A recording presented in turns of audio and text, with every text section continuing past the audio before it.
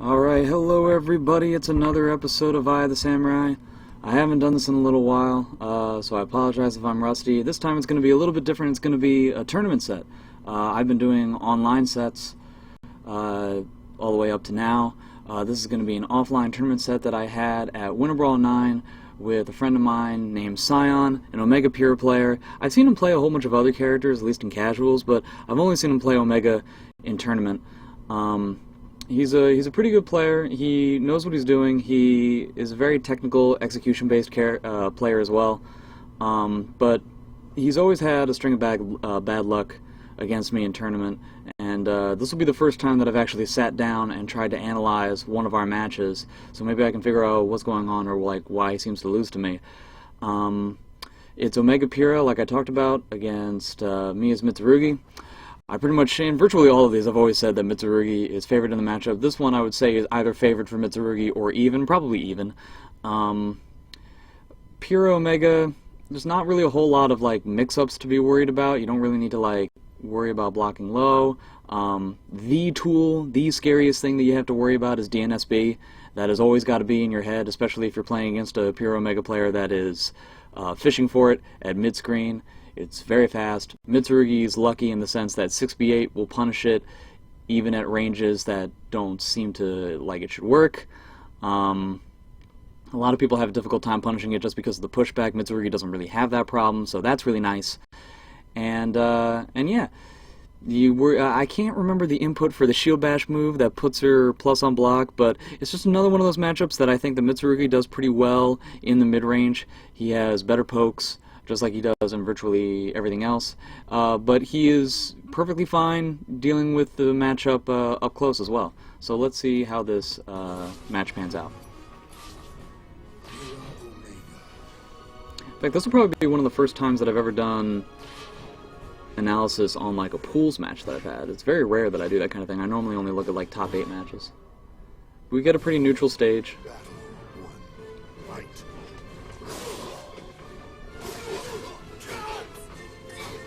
So it looks like he's trying to do like the spacing out kind of thing, which I'm going to be okay with. We're both starting off timidly.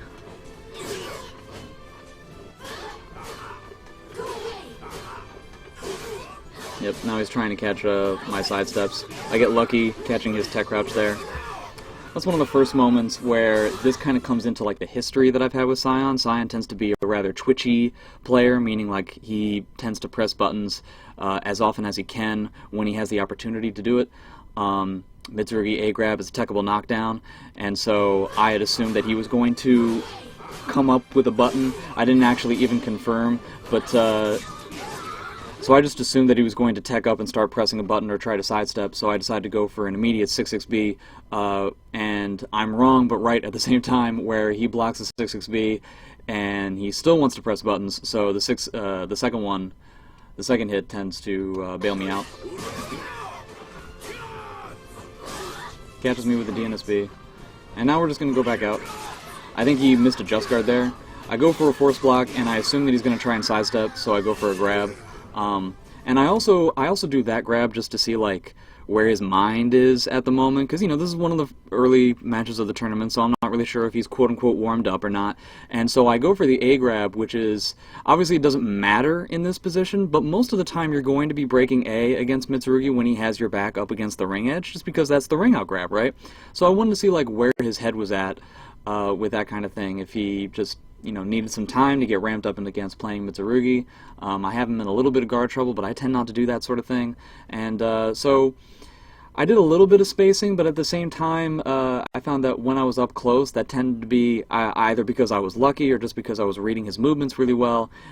I was being more successful when I was in his face. But I don't confirm that the move actually got counter hit, so I end up doing a 1A and looking silly. You can tell I'm being very twitchy on Wake Up as well. I'm doing sidesteps and 4Bs at like relatively bad places. So at this point I'm like not trying to win the round. I'm just trying to do mids to like build up the guard gauge. It's just way too much of a life lead that he has. So I need to stop getting hit by DNSB, and I need to be a little bit more patient. That's a really bad challenge on my part. I really should have either just guarded or stayed blocking after that low. It shouldn't really bother me all that much that I'm getting hit by that low. I want to talk about how you're supposed to stay patient, but I'm not doing it very well. So now, I'm trying to do like the mix-up thing. He's doing like jump Bs, jeez. Still not ducking. Like I said, that's the punish. He probably thought, just like with the low, that I was going to try and get out, but now I'm trying to be a little bit more patient. I'm not going to give up on this round because I have a lot of meter. And yeah, I end up getting it.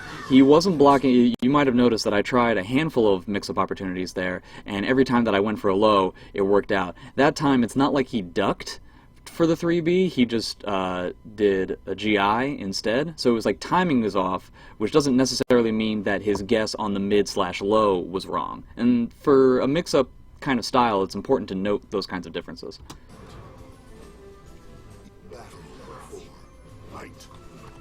So yeah, I'm just going to go in now because it just seems like that's where I'm getting the most reward.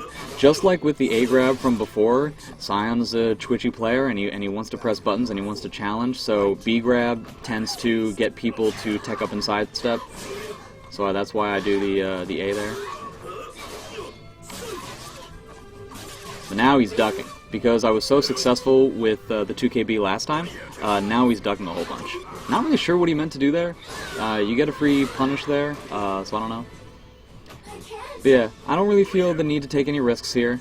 I'm just going to let him whiff stuff like that. The whiff punish could have been a bit better. But yeah, like once I have like a life lead, after I catch him ducking so many times, I've been successful, like with the BB and stuff like that.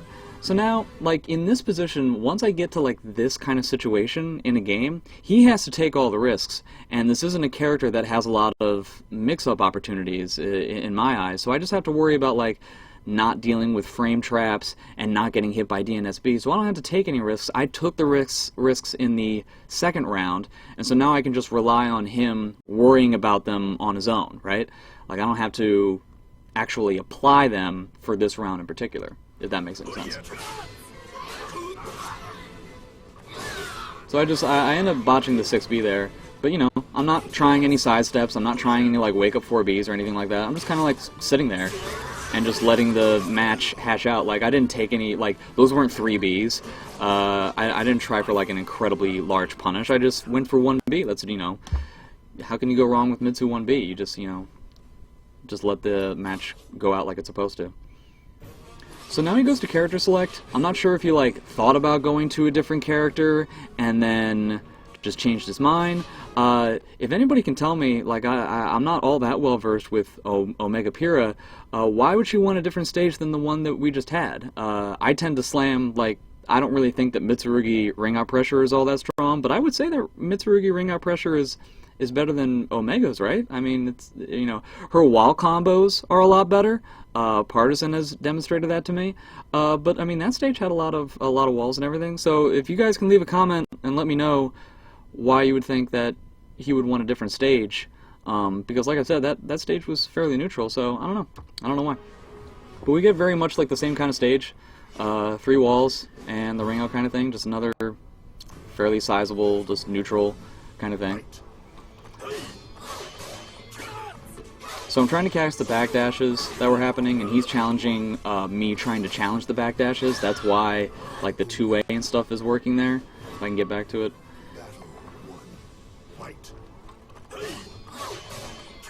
So, like, I'm trying to catch the backdash there, right? And so it's obvious that I'm trying to catch the backdash again. That's why I'm moving forward, and he decides to stay in place and does a 2A. This is a really smart idea because let's just say I do the exact same thing that I did last time. If I'm trying to catch a backdash or I'm trying to catch a movement after I block something in that spacing, the options that Mitsurugi has are mostly all highs. 4A, B6, stuff like that. He didn't catch any of those, but what he did catch was me just trying to move forward and put me in like a bad position.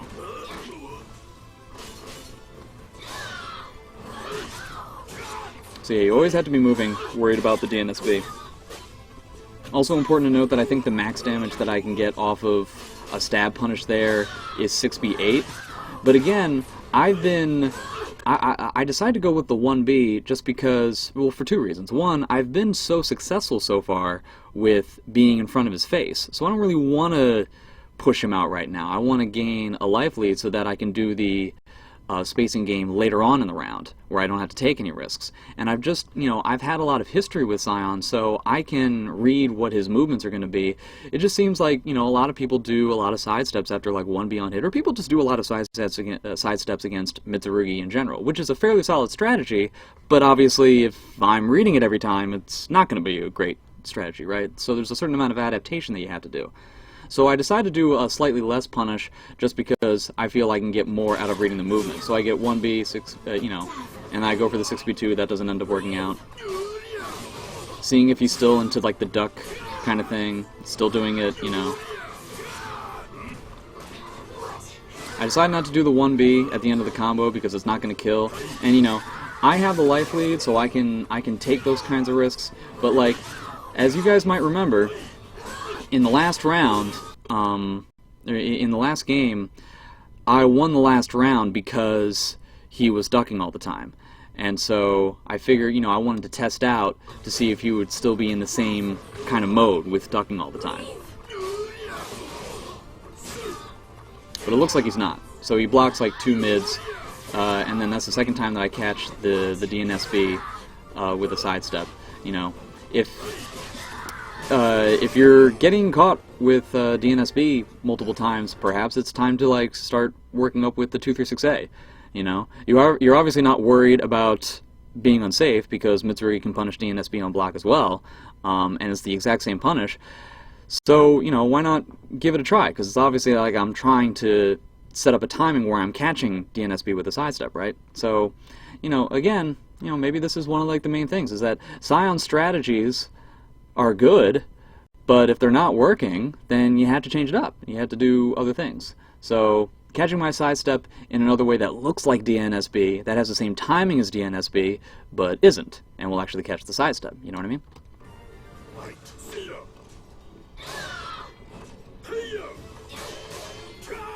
Trying to catch backdashes again, but my spacing is off. Not sure what I tried to do there. So now I'm going to try to like use some wall control here. Not necessarily taking any risks. I haven't done anything unsafe, but unfortunately I missed my hit to like catch him while he's on the ground, which allows him to get up. So I didn't get as much out of it as I wanted to. Wow, he was really adamant about doing that duck. I remember that one kind of like surprising me because he lost the last round because he was so adamant about ducking. I don't really want to know if I want to go as far as to say that's a setup, but the 6B8, I think both of us thought it was going to connect, and it didn't. And so his spacing, or like his movement, wasn't as precise as it should have been. So a lot of times people get caught by 66BB here because I don't actually have any like frame advantage or anything, and he doesn't want to actually press a button and challenge me at this spacing, so he wants to move, and 66B just has such a wide hitbox, unless you're like on point with your movement, it's just going to catch it.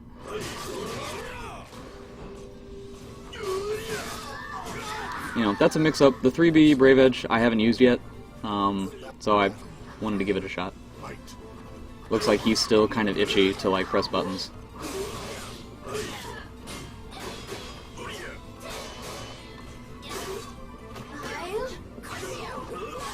Yeah, I'm still really itchy to get up and press buttons as well, but it's been bad for me, but I still haven't lost the game yet, so I guess I'm not adapting to it. That's still kind of bad on my part, but it's not that bad. Here we go, this is the third time that I've tried that.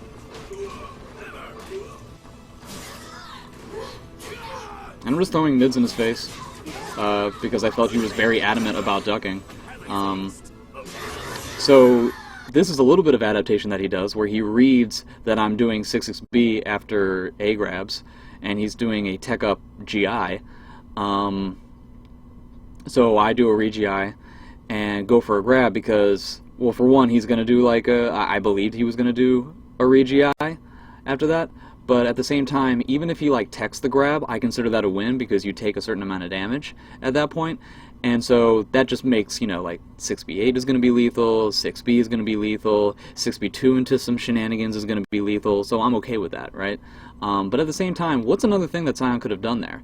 One thing that he has yet to try in virtually any time that there's been a techable knockdown is not teching and staying on the ground. And I think I've said before, it's good to stay on the ground. It's good to stay prone against Mitsurugi. The one time that he stayed prone, back when I had like the wall pressure earlier on in the game, it worked out well for him, and he got out of the situation, and he didn't take all that much damage. So I'm pretty sure at that point the 6XP is going to whiff if you're on the ground. So then you don't have to spend the meter, and now you're in front of my face, and I just whiffed a 6XP. So I don't know. Maybe try being on the ground some more. I don't know.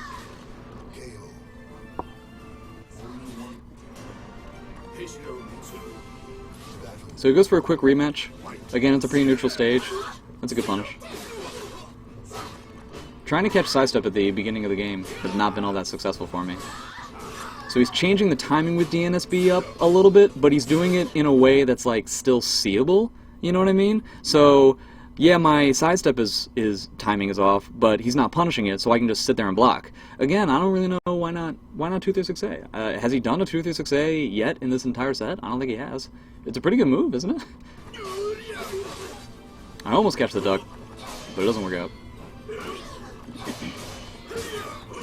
And he's challenging anytime that he has the ability to challenge with BB, he does, but I'm okay with just blocking it. He went for the 2A. You might remember last game, he went for the 2A to catch me out of something, and then went for a grab, and it worked. So now I'm just going to do 4B instead. I get really antsy there. Neither of us are punishing anything. Perhaps we're both frustrated. I'm not sure what's up. Ducking again? That's very surprising to me. And that's just a setup. Because he has challenged 6B2 on hit every single time, but unlike all the other times, he has to turn around, and so it's a 4B setup.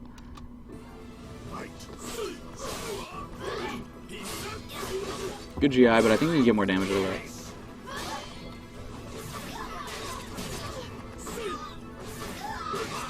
So many lows.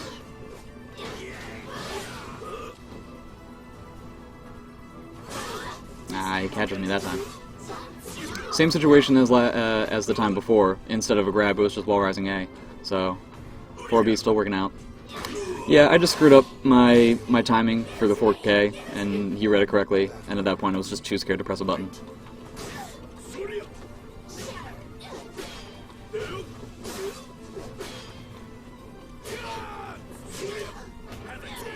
I'm doing 236A there to like get away from AAs, like reversal AAs.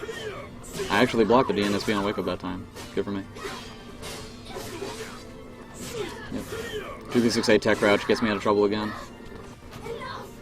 Now again, I'm in that kind of situation where it's like I don't have to take any risks. I took risks earlier in the game, so like until I'm forced to, until he makes a series of good decisions, like look at this, I'm just doing 6B. I'm just gonna hit him with 6B. Like, you know, I don't have to worry about doing a low there. Like, why do I have to do anything? Sidestep there. I still don't feel like I had to take any risks, but now I do, and I duck. Because then I got into yellow life, and I got worried.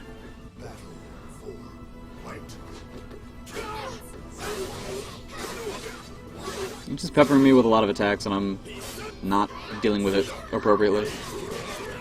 Lazy movement. Now he's in the red, and so I'm thinking he's going to be worried, so he's going to be mashing even more. Wouldn't you know it, 4B works in the same situation. Should have CE'd there. I called the GI appropriately, but I didn't do a CE, which could have cost me the game, but it doesn't, so hooray for me. So that was our tournament set at Winter Brawl 9. It was 3-0. A lot of mix-up defense that wasn't all that great on his part. Both of us played really mashy, but I guess I just came out on top in terms of punishing it more appropriately. And really, I would just wonder why not doing a little bit more of like the 236A stuff. You know, the shield bash move. That's, yeah, it's unsafe, but like at the same time that you're doing DNSB, you could be doing that move, especially if I'm sidestepping it and punishing it to such a degree. And also just rolling on the ground more. I feel like those are two things that could improve his play against me very quickly. And so let me know what you guys think, and I'll see you guys next time. Alright, thanks very much.